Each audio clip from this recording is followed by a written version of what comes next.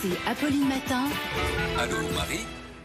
Allô Marie, une question de Rémi ce matin. Il attend un colis désespérément. La date de livraison est dépassée. Il voudrait savoir s'il peut faire rembourser. Oui, et c'est pas si simple de se faire rembourser un colis en retard, même si le délai de livraison est respecté. Il faut savoir que la loi protège beaucoup les vendeurs. Il faut d'abord que le client adresse une première mise en demeure, une lettre adressée en recommandé avec avis de réception ou un mail, c'est plus simple, dans lequel le client octroie au vendeur un délai supplémentaire raisonnable, 10 jours par exemple. Et si ce délai n'est pas respecté, alors seulement il peut annuler le contrat avec une nouvelle lettre recommandée ou un nouveau mail.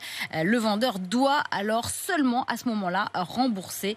Il y a quand même un cas dans lequel vous pouvez annuler dès le premier courrier, c'est si le colis en question est attendu ou était attendu pour un événement spécial, par exemple une robe de mariée pour un mariage ou un cadeau pour un anniversaire. Et si le colis a été perdu ou volé? Dans tous les cas, c'est le vendeur qui est responsable de la livraison, c'est pas le transporteur. Si le vendeur vous dit oui, voyez avec le transporteur, non.